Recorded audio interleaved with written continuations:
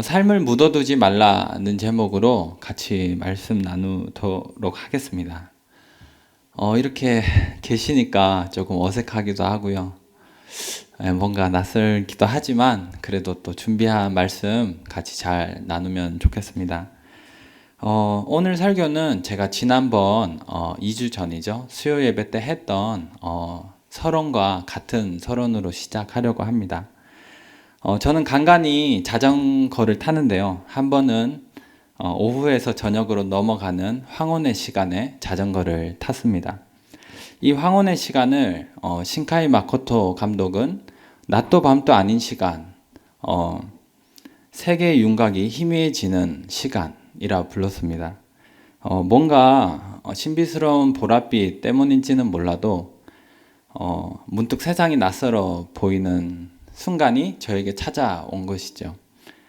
여기저기 켜진 불빛들이 보이고 어디론가 움직이는 사람들이 보이고 그리고 길가에 피어있는 꽃들도 보이고 이 모든 것들이 하나의 어떤 낯선 풍경이 되어서 저에게 다가오는 것입니다. 그러다가 하나의 시가 떠올랐는데 로렌스 티르노라고 하는 사람의 잠 못 이루는 밤이라는 시가 떠오르는 거예요.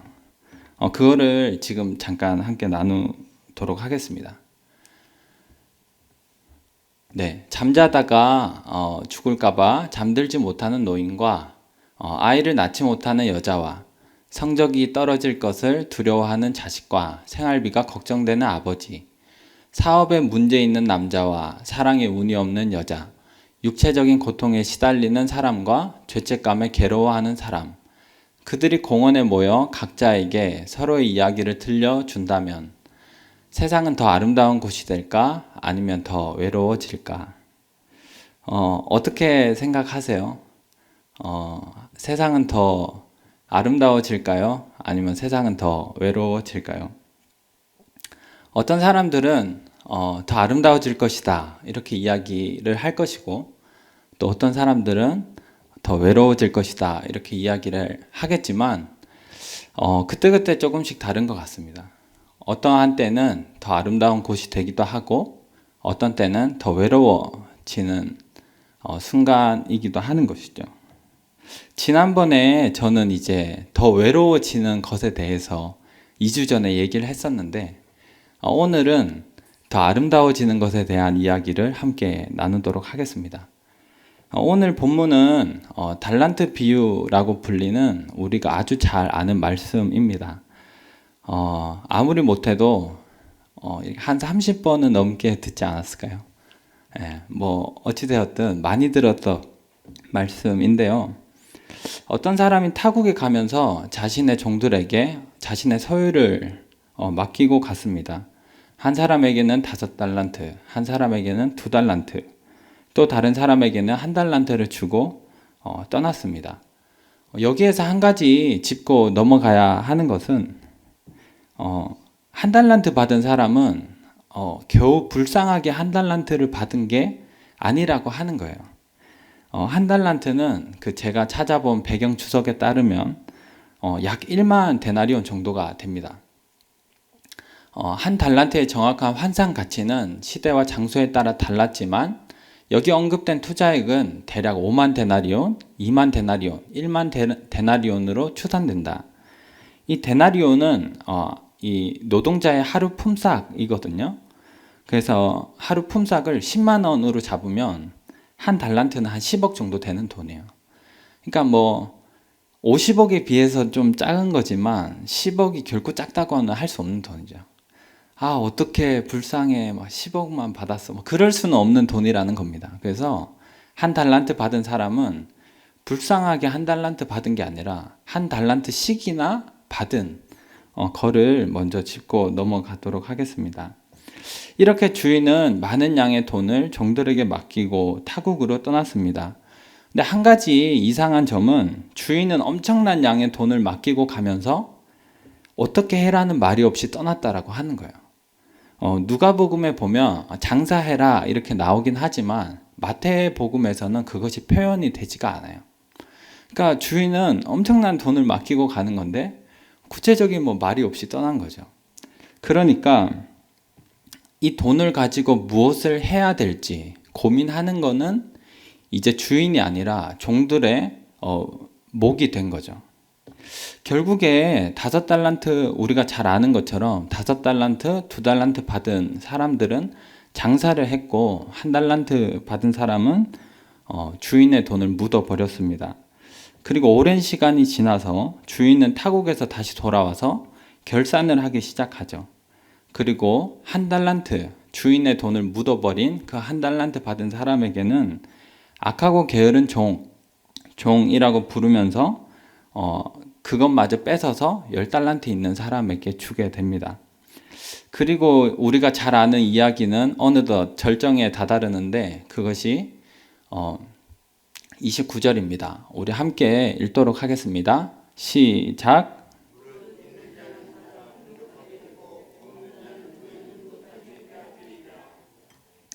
아주 간단한 이야기지만 언제나 그렇듯 예수님의 이야기에는 무서울 정도로 놀라운 진리가 담겨 있다고 생각을 합니다. 오늘 이야기에서 주어진 종들에게 주어진 달란트는 단순히 어떤 재능, 단순히 어떤 돈이 아니라 오히려 우리의 인생, 삶 그 자체라고 말할 수 있을 것입니다. 종들에게 달란트가 주어졌다는 건 삶이 주어진 것이죠. 하나님께서는 우리에게 각자의 삶을 주시고 우리는 주어진 삶을 가지고 살아가야 합니다. 물론 주어진 삶을 가지고 살아간다는 건 굉장히 막연한 일이죠. 왜냐하면 주인은 그 삶을 주었을 뿐 말없이 떠났기 때문인 것이죠. 이야기에 나오는 것들처럼 사람들은 2가지 반응을 보입니다. 첫 번째는 주어진 삶을 가지고 장사하는 사람, 그리고 2번째는 주어진 삶을 그대로 묻어버리는 사람이 있습니다. 그리고 주인은 주어진 삶을 묻어버리는 사람들에게 이렇게 이야기하죠. 악하고 게으르다. 그뿐 아니라 놀랍게도 주인은 어떻게 이야기를 하냐면 있는 것마저도 빼앗길 것이라고 이야기를 하는 거예요. 단순히 재능이 아니라, 단순히 돈이 아니라 달란트가 우리의 삶이라면, 그것이 있는 것까지 빼앗기게 된다면 그것이 무엇일까 하는 것들을 저는 3가지를 가지고 이야기를 해보려고 하는 것입니다. 첫 번째는 우리의 결단의 영역입니다. 네. 주인이 타국을 떠나면서 맡긴 돈들은 종들이 평생을 벌어도 다 벌지 못할 그런 돈이었죠. 그래서 이것을 가지고 무엇을 하려고 할 때 당연히 두려운 마음이 찾아오는 거예요. 혹시 내가 이 돈을 잃어버리게 된다면, 주인이 다시 왔을 때 원금도 돌려주지 못하게 된다면 내 삶은 어떻게 될까? 라는 두려움이 있었을 거예요. 그래서 1달란트 받은 종은 그것을 묻어버린 겁니다. 두려웠으니까. 이것을 잃어버릴 수도 있고 내가 평생 벌어도 벌지 못할 돈인데 주인이 다시 왔을 때 원금조차 주지 못하게 될까봐 묻어버렸던 것이죠. 그러나 그것은 주인이 보기에 악하고 게을렀다라고 하는 것입니다. 그리고 묻어둔 달란트마저 빼앗긴 것이죠. 우리의 삶에서 그대로 나타납니다. 주인은 우리에게 삶을 맡겼고 그 삶은 어떤 것이든 굉장한 것입니다. 1달란트가 작은 것이 아닌 것 같이 어떠한 삶이 우리에게 주어졌다라고 하는 건 그 자체로 대단한 것이죠. 그래서 우리는 이것을 가지고 무엇을 하려고 할 때 당연히 두렵습니다. 그리고 혹여나 잘못된 결단으로 내 삶을 잃어버리게 될까봐, 처음에 주어졌던 그 가능성, 원금에조차 미치지 못하게 될까봐 우리는 주어진 삶을 가지고 무엇을 하는 거에 있어서 두려운 겁니다. 그래서 사람들은 주어진 삶을 그냥 묻어버리는 것이죠. 제가 4살 때 우리 부모님께서는 모든 재산을 가지고 양말 공장을 하셨어요. 그런데 사실 인생이란 알 수 없는 것이지 않습니까? 그래서 3개월 만에 이 공장에 불이 나버린 거예요. 이렇게 얼마 전에 그런 게 아니라 제가 4살 때라서 괜찮습니다. 아버지는 막노동을 시작하셨고 어머니는 생계에 대한 걱정을 늘 하셔야 됐죠. 그럼에도 부모님은 삶의 의지를 꺾지 않았고 주어진 삶을 묻어버리지 않았습니다. 시간이 흘러서 제가 고등학생이 되었는데 아버지는 여전히 막노동을 하셨습니다. 그러한 가운데 함께 일하던 아저씨가 나무에 올라갔는데 마침 그 나무가 또 썩은 나무여서 부러져서 다쳐버린 거예요. 그래서 뭐 병원비, 생활비 이러한 것들을 이제 저희 가정에서 다 지출을 하면서 다시 한번 저희 가정에 어떤 좌절되는 순간들이 왔습니다. 열심히 살았던 모든 것이 어느 한순간의 작은 일로 꺾여버린다는 것. 어느새 나이도 들어서 무엇을 할까? 라는 어떤 삶의 의지가 꺾일 그때쯤에 저희 부모님은 다시 한번 삶에 대한 의지를 꺾지 않으셨죠. 삶을 묻어버릴 수 있었지만 그 삶을 묻어버리지 않은 것입니다. 우리가 살다가 보면 어떠한 결단의 순간이 우리 앞에 찾아옵니다. 일상의 영역에서 우리에게 찾아오죠. 어떤 대학을 갈지, 뭐 어떤 진로를 선택할지, 어떤 시험을 준비할지, 어떤 직장에 들어가고 누구와 결혼을 할지 이러한 것들은 잘못 선택하면 우리의 인생이 바뀌게 되는 어떤 결단의 순간이잖아요. 그래서 우리는 두려워하고 그리고 어떤 우리의 삶이 무너지는 순간에 무엇을 해야 할까? 이 한 달란트를 묻어버린 종과 같이 두려움을 가지는 겁니다. 나에게 주어졌던 이 삶마저 잊어버릴까봐, 처음에 주어졌던 이 가능성에조차 미치지 못할까봐 우리는 삶을 종종 묻어버리는 것이죠. 만약에 이런 순간들마다 삶을 묻어버리게 된다면 주인이 말한 것처럼 그 다음에는 슬피 우는 것이고 이제 있는 것마저도 빼앗기는 수밖에 없는 것입니다. 만약에 저희 부모님이 어떤 삶이 꺾이는 시점에서 삶을 그대로 묻어버렸다면 저희 가족이 어떻게 되었을까? 라는 생각을 해보면 있는 삶마저, 앞으로 살아갈 수 있는 삶마저 빼앗기고 그 다음에는 주인의 말처럼 슬피 우는 것이 남아있는 것입니다. 이것이 일상에서 찾아오는 결단의 영역입니다. 또 하나는 신앙의 영역에서도 결단의 영역이 있어요. 잘 아시겠지만 우리가 믿음을 가지고 산다는 건 때로 결단을 해야 되는 순간이 우리에게 있다라는 것을 말하는 것이죠. 대표적으로 아브라함이 있습니다. 어느 날 하나님께서 나타나시더니 떠나라 이러는 거예요. 그러니까 좀 답답하게도 하나님은 좀 구체적인 설명은 안 하시는 것 같아요. 떠나라, 가라, 해라. 네, 아브라함한테 떠나라 했습니다. 뭐 설명이 없어요. 떠나라. 근데 아브라함은 어디로 가야 할지, 어떻게 가야 할지, 가서 뭘 해야 될지 모르지만 떠났어요. 아버지의 집도 떠나고, 친척 집도 떠나고. 예수님의 제자들도 한번 생각해 보면 예수님이 그냥 나를 따라오라 그러잖아요. 그러니까 막 너가 나를 따라왔을 때 나는 어디로 갈 거고, 뭐 3년간의 계획이 있고, 뭐 어떤 삶을 살게 될 거고, 그렇지만 왜 해야 되는지 이런 것들 다 설명을 안 하고 나를 따라오라. 이렇게 따르는 게 신앙인 것 같습니다. 무엇인가가 내 삶을 바꿔놓고 뒤흔들어 놓고 거기에 어떤 손해가 있을지 모르지만 그럼에도 떠나는 것, 그럼에도 따르는 것, 그것이 신앙을 가지고 살면서 우리가 때때로 맞이하는 결단의 순간이 아닌가라는 생각이 듭니다. 그렇지만 이것은 두려운 일이에요. 신앙을 가지고 우리가 장사를 한다는 건 두려운 일입니다. 종들이 평생을 벌어도 만져보지 못할 돈을 잃어버리게 되고 원금마저 잃어버리게 될 것 같은 그 두려움, 그것이 우리가 신앙을 가지고 결단할 때도 있죠. 믿음으로 결단하려고 할 때 내가 시험을 앞두고 있는데 주의를 온전히 지키면 내 인생이 어떻게 될까 하는 두려움이 있지 않습니까?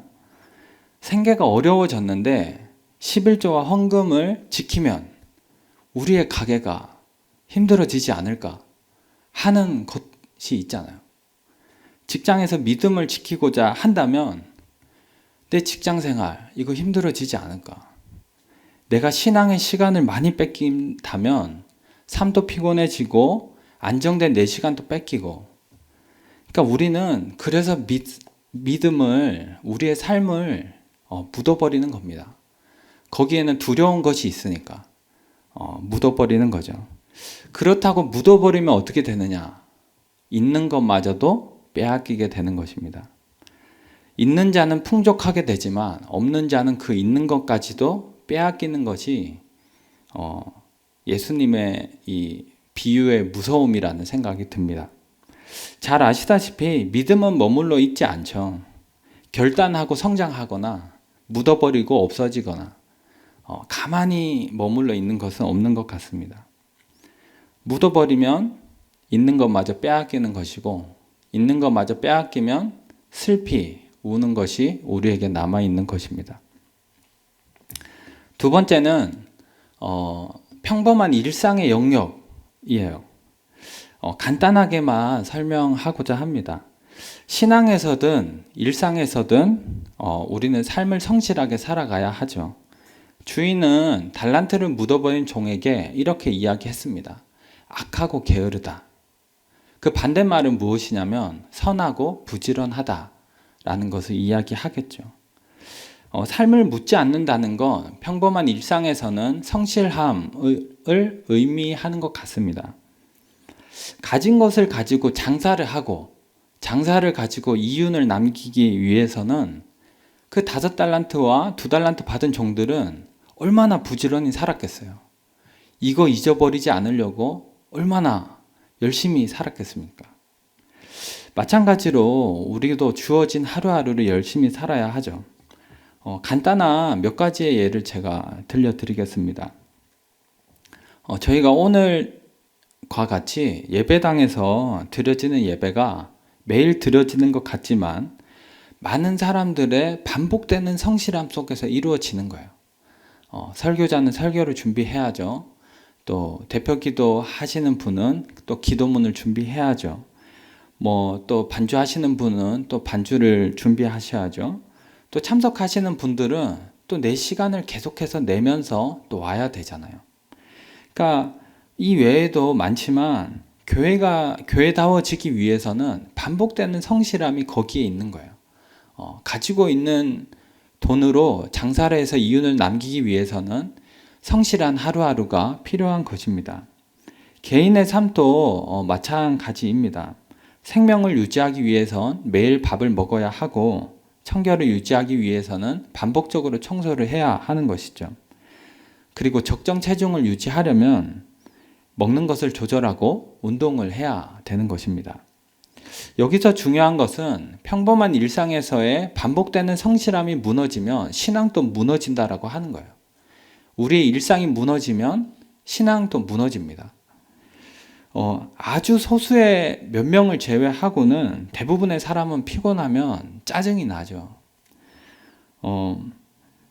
저도 사역자지만 피곤하면 짜증이 나요. 막 이렇게요. 짜증이 나요. 그러면 이제 만약에 제가 평소에 운동을 하지 않고 제 체력이 점차적으로 약해진다고 생각해 보세요. 그러면 짜증이 나는 빈도수도 많아질 것이고, 그러면 제가 이 교회에서 해야 되는 어떤 일들을 수행하는데 지장이 있겠죠. 근데 이런 것과 같이 매일의 우리의 영성 마찬가지로 반복적으로 성실한 가운데 우리의 삶의 기도와 말씀을 하지 않으면 자꾸 그것이 약해지고 우리의 평범한 일상에서의 삶이 자꾸만 빼앗기는 것입니다. 그래서 제가 말하고자 하는 건 우리의 삶에 결단의 순간도 있지만 대부분의 많은 평범한 일상에서도 우리는 주어진 삶을 가지고 주인이 우리에게 맡긴 삶을 가지고 하루하루 성실하게 살아가야 한다라는 것입니다. 마지막 이제 세 번째인데요. 고통과 아픔의 영역입니다. 살다가 보면 누구나 크고 작은 고통과 아픔을 경험하게 되죠. 신앙이 있다고 예외가 아닌 것을 잘 알고 계시리라 생각합니다. 구약 성경에 사무엘을 한번 생각을 해보면 어렸을 때부터 성전에서 생활을 했고 부모님과 항상 떨어져 살았어요. 사무엘은. 그의 어머니는 매년 성전에 올라올 때면 사무엘을 위해서 작은 옷들을 지어주고는 했습니다. 그래서인지 사무엘이 나중에 은퇴를 해서 어디로 가느냐? 부모님이 계셨던 곳, 그 라마라고 하는 곳에 가요. 그러니까 사무엘상을 이렇게 읽어보시면 이 사무엘이 항상 그 라마 주위에서 활동하고 거기 갔다라는 것을 알 수 있는데, 그러니까 어린 시절에 부모님으로부터 받지 못한 사랑, 그것이 라마에 대한 집착으로 나타나는 것이 아닌가 생각을 해봅니다. 이런 것을 보면 사무엘, 굉장한 신앙이 있지만 아픔이 있는 거죠. 그에게도. 또 다윗을 생각해 보면 사울이 자신을 죽이려고 해서 도망쳐야 되는 순간들이 있었지 않겠습니까? 살기 위해서 침도 흘리고 미친 척도 하고 때로는 배고픔을 참기도 했어야 됐습니다. 결국에 왕이 되지만 밧세바로 인해서 범죄하기도 하고 그 후에 자식들이 서로 싸우고 또 그 중에 한 명은 아버지를 죽이겠다고 또 따라오고, 그러니까 숱한 고생과 또 삶의 정점에서 가지는 하나님에 대한 죄책감, 그리고 또 자식들을 피해서 도망가야 되는 그런 아픔들도 다윗에게 있었습니다. 무엇보다 예수님 또 그러시잖아요. 이 땅을 살아가면서 외로우셨고 가진 오해로 억울하셨고 때로 사랑하는 사람을 잃었던 것에 대한 슬픔을 가지고 계셨습니다. 이렇게 삶을 살다가 보면 예외가 없이 고통과 아픔을 경험하게 됩니다. 누군가는 부모님으로부터 지우기 힘든 상처를 받기도 하고 또 누군가는 간절한 바람과는 달리 유산을 하기도 하죠. 생각지도 못한 자녀의 죽음을 맞이할 수도 있고 아니면 생각지도 못한 배우자의 죽음을 맞이할 수도 있습니다. 지긋지긋한 돈 때문에 힘든 삶을 살아가야 하기도 하고 믿었던 사람에게 배신을 당하기도 합니다. 또 간절히 원하는 것을 하지 못할 수도 있고 또는 누군가에게 상처 준 말이 가슴에 한이 되어 남아있을 수도 있습니다. 이런저러한 고통과 아픔이 우리 삶을 찾아오기 마련인데 그게 너무나 큰 나머지 우리들은 삶을 묻어버리는 선택을 할 때가 있습니다. 프레데릭 비크너라고 하는 이 할아버지인데요. 이 할아버지가 한 책에서 자신의 어머니에 대한 이야기를 들려줍니다. 비크너의 어머니는 남편의 자살을 경험한 사람이에요. 그리고 그 이후에 2번을 결혼했는데 2번 다 이혼으로 끝나고 말았습니다. 주변에 수군거림이 많고 마음의 상처가 많아서 비크너의 어머니는 결국 마음의 문을 닫아 버렸습니다. 삶을 뒤흔들어 버린 고통과 아픔이 너무나 커서 삶을 묻어 버린 것이죠. 이것을 바라보면서 이 비크너 할아버지는 이렇게 이야기합니다. 너무나 많은 슬픔을 묻어버려서 어머니의 인생은 쪼그라들었습니다. 어머니는 전화번호부에서 이름을 뺐고 듣지 않고 보지 않고 집 밖에 거의 나가지 않았습니다. 처음에는 집에서, 그 다음에는 침실에서, 그 다음에는 침실 의자에서, 그리고 결국 침대에서 나오지 않았습니다. 그렇게 서서히 쪼그라들었습니다. 이렇게 우리가 삶에서 찾아오는 고통과 아픔 때문에 삶을 묻어버리게 되면 결국에 우리의 삶은 줄어듭니다. 있는 것마저 빼앗기는 것입니다. 그러나 우린 쉽지 않지만 다른 선택을 할 수 있죠. 그것은 우리에게 주어진 삶으로 장사를 하는 것입니다. 고통과 아픔을 나누는 것이고 그리고 우리에게 주어진 삶으로 무엇을 남기는 것입니다. 바울 사도는 이렇게 이야기했습니다. 로마서 12장 15절에서 이렇게 이야기했습니다. 즐거워하는 자들과 함께 즐거워하고 우는 자들과 함께 울라. 우는 자들과 함께 울라. 이 말이 무엇을 의미합니까? 고통과 아픔을 나누라는 것 아니겠습니까? 그리고 오늘 본문의 말로 바꾸면 주어진 삶을 가지고 장사를 하는 것. 그래서 무언가를 남기는 것. 주어진 삶을 묻어버리지 않고 충실하게 살아가는 것. 그것이 아닐까 생각을 합니다. 주어진 삶을 산 종들에게 다시 돌아온 주인은 이렇게 이야기했습니다. 잘하였도다 착하고 충성된 종아, 내가 적은 일에 충성하였음에 내가 많은 것을 맡기리니 내 주인의 즐거움에 참여할지어다. 비크너는 이것을 이렇게 이야기합니다. 두 종들은 자신의 삶으로 장사하면서 참으로 자신의 삶을 살아서 상을 받았습니다. 그리고 주인이 말했듯이 그들의 궁극적인 상은 주인의 기쁨에 들어가는 것입니다. 기쁨이 고통의 끝입니다. 고통의 문을 통해서 우리는 기쁨으로 들어갑니다.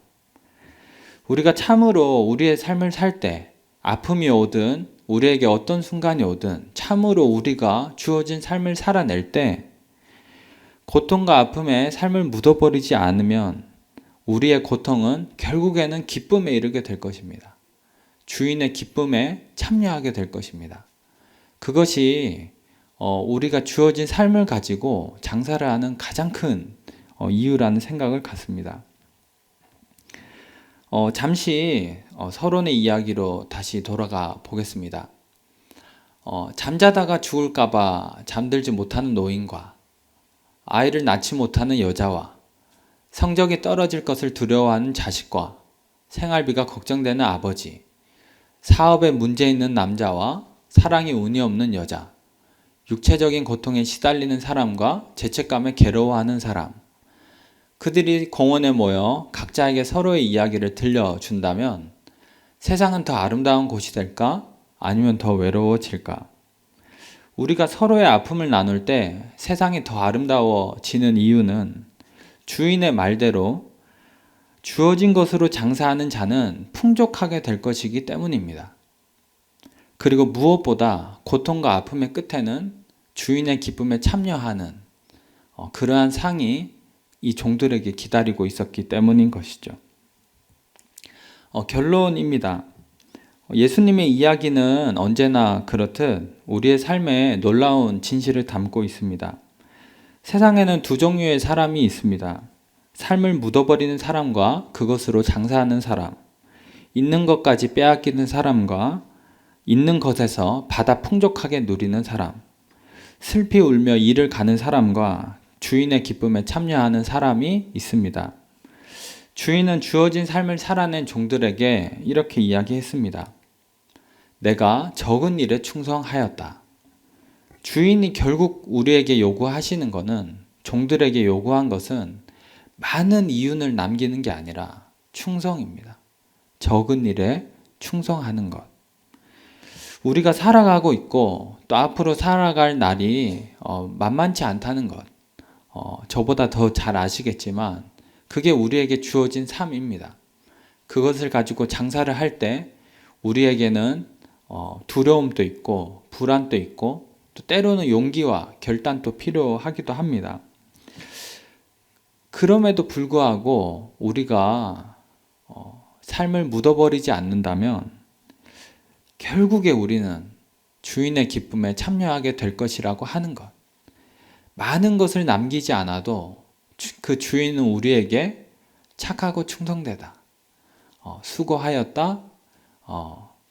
이렇게 주인의 기쁨에 그 종들을 초대할 것입니다. 이것이야말로 수많은 이유에도 불구하고 우리가 삶을 묻어버리지 말아야 하는 이유입니다. 주어진 삶을 작든 크든 그 무게는 작은 무게가 아니죠. 한 달란트가 작은 게 아닌 것처럼 우리에게 맡겨진 삶은 작은 것이 아니고 그리고 많은 이윤보다 주인에게 충성되는 것, 그리고 결국에 주인의 기쁨에 참여하는 것, 그것이 우리가 또 하루를 살아가는 데 있어서 위로가 되고 또 삶의 힘이 되었으면 하는 바람입니다.